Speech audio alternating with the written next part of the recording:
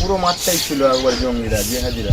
হঠাৎ করে খবর পেলাম যে অনেক বাংলাদেশি, 5 থেকে 7 হাজার বাংলাদেশি আবার আমাদের ওই যেখানে ফেন্সিং নেই, তা আবার ওরা ওখানে উৎপাত শুরু করেছে। এই সুখদেবপুর এলাকাতে আমি কাটা তার দিয়ে যাব, এই কথা বলেছিল মুখ্যমন্ত্রী। এখন পর্যন্ত হইল না। 45 দিন টাইম দিয়েছিল, 45 দিন লিখে গত হতে চলেছে, এখন পর্যন্ত তার বাড়া কাটা তার হয়েছে না। বাংলাদেশের লোক এসেছিল লুটপাট করার জন্যই। বাংলাদেশের লোক হাল্লা করে ইন্ডিয়া ঢোকার চেষ্টা করছে। বাংলাদেশের লোক সময় সময় হামলা করে, আমাদের এখানে কাটা তার নাই। মালদার সুখদেবপুর সীমান্তে ওই কাণ্ড, হাজার হাজার মানুষ অপেক্ষায়, চলছে মাইকিং। ভারত বাংলাদেশ সীমান্ত সুরক্ষায় থাকা জওয়ানরা বন্দুক উঁচিয়ে সীমান্ত ঘেঁষা ভারতীয় গ্রামগুলিতেও আতঙ্ক। কি হতে চলেছে? এত মানুষ কোথায় যাবেন? ওরা কারা?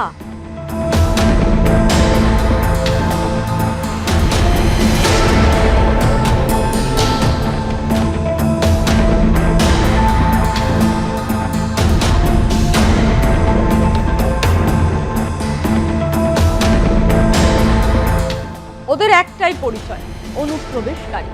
ভারত বাংলাদেশ এই দুই দেশের কাছে কার্যত ব্রাত্যতারা। কেউ চায় না তাদের। কি হবে ওই মানুষগুলির ভবিষ্যৎ? দুই দেশের টানাপোড়েনের মধ্যে পড়ে ওদের বাঁচাটাই দায়। আর এই অনুপ্রবেশ পুশব্যাকের চক্করে মালদার বৈষ্ণবনগর থানার ভারত বাংলাদেশ সীমান্তের সুখদেবপুর এলাকা এখন উত্তপ্ত। শনিবার ভোর রাত থেকে সীমান্তে উত্তেজনা তৈরি হয়েছে। স্থানীয় সূত্রে জানা গিয়েছে, সীমান্তের ওপারে বহু বাংলাদেশি নাগরিক জমায়েত হয়ে বিক্ষোভ দেখাতে শুরু করে। পরিস্থিতি নিয়ন্ত্রণে রাখতে সীমান্তে কড়া পাহারায় মোতায়েন রয়েছে বিএসএফ। আজকে সকালে আমরা দেখি বাংলাদেশের ওই বিশ্বনাথপুর গ্রামের 5 থেকে 6 হাজার মানুষ বর্ডারে এসে জড়ো হয়েছিল। আমরা দেখে আতঙ্কিত হয়ে গেলাম। পরে বিষয়টা আমরা জানতে পারলাম যে কিছু বাংলাদেশের অনুপ্রবেশকারী যারা আমাদের দেশে অবৈধভাবে বসবাস করছিল, তারা এটা দিয়ে চোরা কারবারি হিসেবে তারা আবার যাচ্ছিল। কিন্তু বাংলাদেশের বিজিবি এবং বাংলাদেশি গ্রামবাসী তারা এটাতে বাধা দিয়েছে এবং তারা ওদেরকে নেবে না বলছে। তো বিশ্বে এই প্রথম আমি একটা দেশ দেখলাম, বাংলাদেশকে, যে যারা তাদের নিজেদের নাগরিককে নিতে চাইছে না। তো আমি বাংলাদেশের প্রধানমন্ত্রী এবং বাংলাদেশ সরকারকে প্রশ্ন করব, বিজেপিকে প্রশ্ন করব, যে যখন তারা অবৈধভাবে আমাদের ভারতবর্ষে প্রবেশ করেছিল তখন কেন তারা পাহারা দেয়নি? এখন পাহারা দিচ্ছে, বলছে নেব না। কিন্তু যারা অবৈধ অনুপ্রবেশকারী তারা তো বলছে যে আমরা বাংলাদেশের নাগরিক, তারপরেও কিন্তু তারা ঢুকতে দিচ্ছে না বাংলাদেশে। আজকে সকালবেলা হঠাৎ করে বাংলাদেশিরা ইন্ডিয়াতে প্রবেশ করার চেষ্টা করছিল 200-500 বাংলাদেশিরা, কিন্তু ইন্ডিয়ার বিএসএফের কাছে এরা পাশিয়ে বের হতে পারেনি এখনও, এবং ওরা ঘোরাঘুরি করছে। অনেক বাংলাদেশি ঘুরেও চলে গেছে, যেতে আসতে পারেনি। এবং বিএসএফের সঙ্গে আমরা সব সময় কাঁধে কাঁধ মিলিয়ে লড়াই করার জন্য প্রস্তুত আছি। এই এলাকাটা কেন বেছে নেয় এরা? এই এলাকাতে বেছে নেয় কারণ একমাত্র এই এলাকাটাই হচ্ছে ওদের পথ। কারণ একে তো নদী এলাকা, দ্বিতীয়ত এখানে ফিনিশিং নেই, ওই বাধা দিয়ে রেখেছে। কতটা জায়গা? 1200 মিটার। এই এলাকাতে কাটা তার হচ্ছে না। সুবন্ধর ওদিকে আবার মিটিং করেছিল, বলেছিল কি আমি কি মুখ্যমন্ত্রীকে আমি যে মন্ত্রী হতে পাই, আমি সুখদেবপুর এলাকাতে আমি কাটা তার দিয়ে যাব, এই কথা বলেছিল মুখ্যমন্ত্রী। এখন পর্যন্ত হইল না। 45 দিন টাইম দিয়েছিল, 45 দিন লিখে গত হতে চলেছে, এখন পর্যন্ত তার বাড়া কাটা তার হয়েছে না। তার ফলে কি হচ্ছে? আজকে হচ্ছে বাংলাদেশিরা চলে আসছে, এদিকে হামলা হয়েছে। আমাদের এখানে সমস্যা, সব বাংলাদেশের লোক এসেছিল লুটপাট করার জন্যই। এই লুটপাট করার জন্য এসেছিল। আমরা গ্রামবাসী ধরে আর বিএসএফ ধরে কেউ ঢুকতে দেয়নি, ঢোকার চেষ্টা করেছিল। বাংলাদেশের লোক হাল্লা করে ইন্ডিয়া ঢোকার চেষ্টা করছে। তারপরে বিএসএফ মানা করছে, তাও আর হাল্লা করে বর্ডার চলে আসছে। আমাদের এখানে বাংলাদেশের লোক সময় সময় হামলা করে, আমাদের এখানে কাটা তার নাই। কাটা তার আমাদের খুব প্রয়োজন, কাটা তার না থাকার কারণে আমাদের এরকম সমস্যা হয়ে যায়। ভারত বাংলাদেশ সীমান্তের বৈষ্ণবনগর থানার সুখদেবপুর এলাকায় অবৈধভাবে ভারতে প্রবেশ করা কয়েকজন বাংলাদেশি নাগরিককে ফেরত পাঠানোর উদ্যোগ নেওয়া হতেই এই সমস্যা।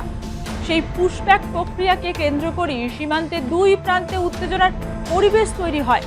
নিরাপত্তার স্বার্থে সীমান্তবর্তী এলাকায় নজরদারি আরও বাড়ানো হয়েছে। শনিবার সকাল থেকে মালদার ভারত বাংলাদেশ সীমান্ত রয়েছে, যে সীমান্তের সুখদেবপুর এলাকায় কিন্তু দেখা যাচ্ছে যে ওই পারে রয়েছে বাংলাদেশের যারা রয়েছেন বাসিন্দারা, তারা কিন্তু পুশব্যাক করার চেষ্টা করছিলেন ভারতবর্ষে।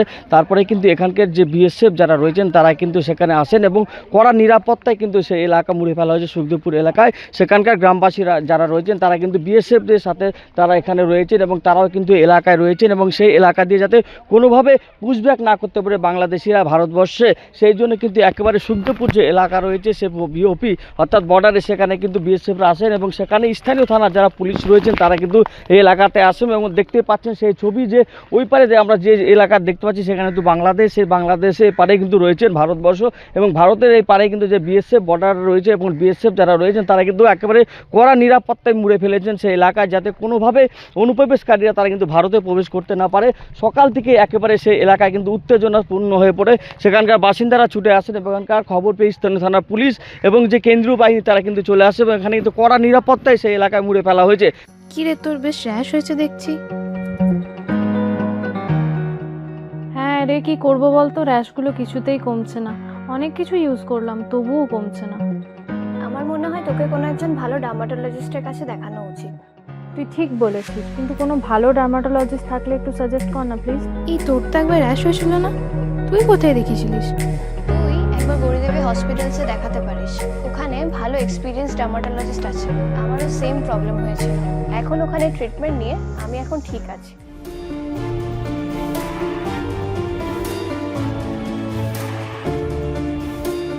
গৌরী দেবী হসপিটাল, রাজবাঁধ, দুর্গাপুর। যোগাযোগ 8001003333, 8001113333।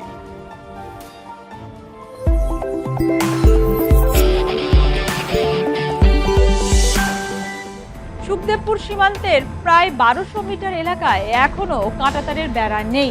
দীর্ঘদিন ধরেই এই কাঁটাতারবিহীন অংশ নিরাপত্তার ক্ষেত্রে উদ্বেগের কারণ হয়ে দাঁড়িয়েছে। এর আগেও এই সীমান্ত দিয়ে বাংলাদেশি নাগরিকদের ভারতের ভূখণ্ডে প্রবেশ এবং ভারতীয় কৃষকদের জমির ফসল কাটাকে কেন্দ্র করে ব্যাপক উত্তেজনা ছড়ায়। তো আমরা রয়েছি এখন আমাদের গ্রামে, সুখদেবপুর গ্রামে। হঠাৎ করে খবর পেলাম যে অনেক বাংলাদেশি, 5 থেকে 7 হাজার বাংলাদেশি আবার আমাদের ওই যেখানে ফেন্সিং নেই সেখানে আবার ওরা 5 থেকে 7 হাজার লোক মাইক টাইক নিয়ে এসে স্লোগান দিচ্ছে কি আমরা বিএসএফ নিষেধ করেছে, আমরা যাচ্ছি না, কিন্তু আবার ওরা ওখানে উৎপাত শুরু করেছে, অনেক প্রচুর লোক। এরা বাংলাদেশি যাদেরকে এখানে অনুপ্রবেশ করিয়েছিল বাংলাদেশিরা, তাদের ওরা যখন এখান থেকে ব্যাকপুশ করা হচ্ছে ওরা গ্রহণ করছে না, মানে ওরা এখানে যাতে সন্ত্রাস চালিয়ে যেতে পারে। এখানকার আমার পশ্চিমবঙ্গ সহ আমাদের দেশকে অসুরক্ষিত রাখার জন্য এরাই ছিল তাদের মাধ্যম, তাই তাদেরকে ব্যাকপুশ করতে দিচ্ছে না। পশ্চিমবঙ্গ সরকার হচ্ছে বদ্ধপরিকর তাদের এখানে ব্যাকপুশ করতে।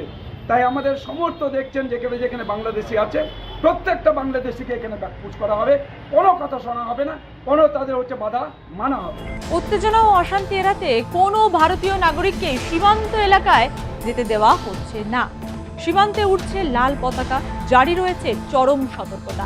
যাদের পুশব্যাক করা হচ্ছিল তারা বাংলাদেশে ফিরে যেতে না পারায় ভারত ও বাংলাদেশ সীমান্তের মাঝামাঝি স্থানে দাঁড়িয়ে রয়েছে। বিএসএফ পুরোপুরি সতর্ক রয়েছে যাতে কোনো অনুপ্রবেশকারী ভারত ভূখণ্ডে প্রবেশ করতে না পারে। কিন্তু প্রশ্ন হচ্ছে, এই সমস্যার সমাধান কোথায়? কি হবে ওই মানুষগুলির ভবিষ্যৎ? তবে কি এভাবে প্রতিনিয়ত দুই দেশের সীমানায় সমস্যার মেঘ জমা হয়ে থাকবে, নাকি মানবিক দিক দিয়ে দুই দেশের তরফই উদ্যোগ নেওয়া হবে?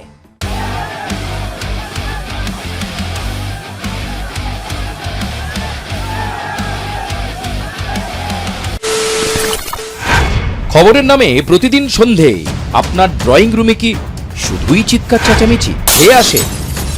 বিতর্কের নামে চলে গালাগালি আর কাদা ছোড়াছুড়ি। এবার সময় পরিবর্তনের, কারণ আমরা কান ফাটানো চিৎকারে বিশ্বাস করি না, আমরা বিশ্বাস করি খবরের সত্যতায়।